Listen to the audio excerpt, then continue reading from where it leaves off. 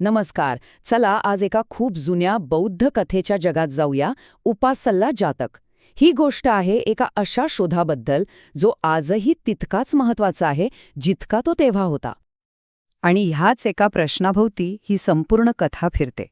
बघा ना, आपण सगळेच कुठेतरी एका विशेष पवित्र आणि शुद्ध जागेच्या शोधात असतो.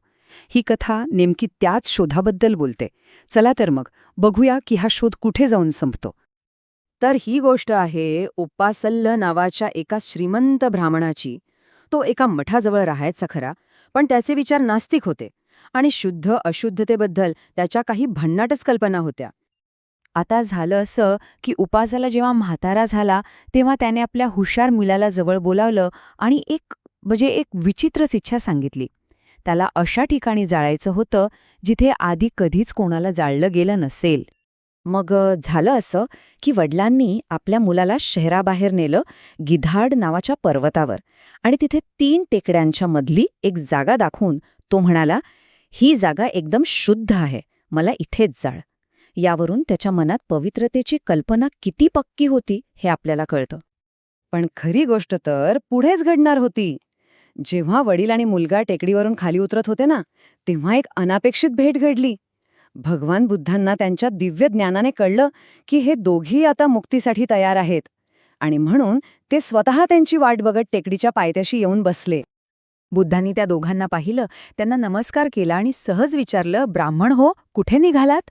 मग मुलाने वडिलांच्या त्या अंतिम इच्छेबद्दल आणि त्या पवित्र जागेच्या शोधाबद्दल सगळं काही सांगितलं, आणि हा संवादच या कथेला एक नवीन वळण देणार होता. मुलाचं सगळं बोलणं ऐकून घेतल्यानंतर भगवान बुद्ध जे म्हणाले त्याने त्या मुलाच्या मनात नक्कीच एक मोठं प्रश्नचिन्ह निर्माण झालं असणार. ते म्हणाले, अरे मुला, ही काही पहिली वेळ नाही की तुझ्या वडिलांनी स्मशानाबद्दल इतका विचार केलाय. खूप खूप वर्षांपूर्वी त्यांनी बरोबर हीच जागा दाखवली होती. आणि इथून कथा एका वेगळ्याच वळणावर जाते. भगवान बुद्धांनी त्यांना एका पूर्वजन्माची गोष्ट सांगायला सुरुवात केली. एक अशी गोष्ट जेव्हा ते स्वतः बोधिसत्व होते आणि त्यांची भेट ह्याच वडील मुलाच्या जोडीशी अगदी ह्याच ठिकाणी झाली होती. म्हणजे बघा, जणू काही इतिहास स्वतःचीच पुनरावृत्ती करत होता. खूप खूप वर्षांपूर्वी जेव्हा बोधिसत्व एक तपस्वी म्हणून राहत होते, तेव्हा त्यांची भेट याच नावाच्या, याच विचारांच्या ब्राह्मणाशी आणि त्याच्या मुलाशी झाली होती. आणि त्यांची इच्छा अगदी तीच होती, एक शुद्ध, पवित्र जागा. आता बोधिसत्वांना तर त्यांच्या पूर्वजन्माचं सगळं ज्ञान होतं, त्यामुळे त्यांना त्या जागेचं सत्यही माहीत होतं. एक असं सत्य जे ते आता त्या ब्राह्मणाला सांगणार होते. आणि हा खुलासा त्या ब्राह्मणाच्या शुद्धतेच्या कल्पनेला मुळापासून हदरवून टाकणार होता, हे नक्की. बोधिसत्व त्या ब्राह्मणाला म्हणाले, तुम्हाला वाटतंय की ही जागा शुद्ध आहे? बरं, चला आपण तिचं खरं स्वरूपच बघूया. आणि मग त्यांनी त्या जागेचा तो धक्कादायक इतिहास उलगडायला सुरुवात केली. आणि हा आहे कथेचा क्लायमॅक्स. बोधिसत्वाने काय सांगितलं असेल?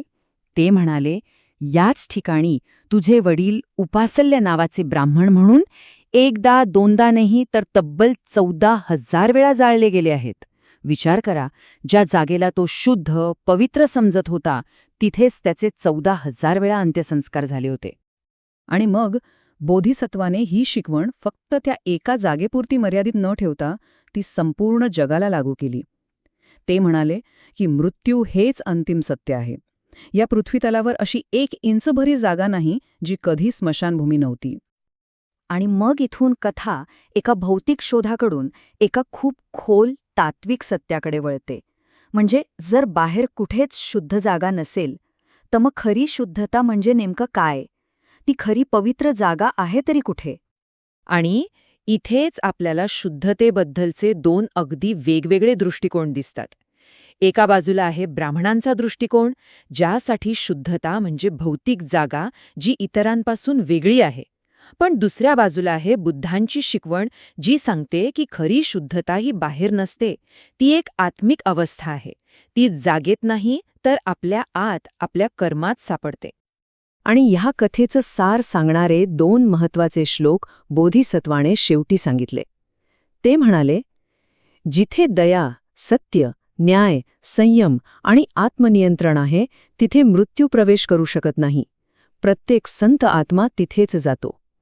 खरी पवित्र जागा ही भौतिक नसून या गुणांनी बनलेली एक आत्मिक जागा आहे. तर मग या संपूर्ण गोष्टीतून आपल्याला काय शिकायला मिळतं? सगळ्यात महत्त्वाचं म्हणजे बाहेर पवित्र जागा शोधणं व्यर्थ आहे. मृत्यू हे जीवनाचे एक अविभाज्य अंग आहे, ते स्वीकारायला हवं. खरी शुद्धता ही बाह्य नाही तर आंतरिक आहे आणि ती दया, सत्य आणि आत्मनियंत्रणासारख्या गुणांमधूनच जोपासली जाते. आणि या शिकवणीचा परिणाम तो खूपच सुंदर झाला. बोधिसत्वाचा हा उपदेश ऐकल्यानंतर त्या वडील आणि मुलाला दोघांनाही ज्ञानाचा पहिला टप्पा गाठता आला. त्यांचा बाहेरचा शोध संपला आणि खऱ्या आतल्या प्रवासाला सुरुवात झाली. आणि ही कथा आपल्याला शेवटी एका महत्त्वाच्या प्रश्नासोबत सोडून जाते. त्या ब्राह्मणाप्रमाणेच आपल्याही मनात शुद्धतेच्या काही पक्क्या कल्पना आहेत का? असे कोणते विचार किंवा कोणत्या गोष्टी आहेत ज्या आपल्याला आपल्या आतली ती खरी पवित्र जागा पाहण्यापासून अडवत आहेत? यावर विचार करायला हरकत नाही.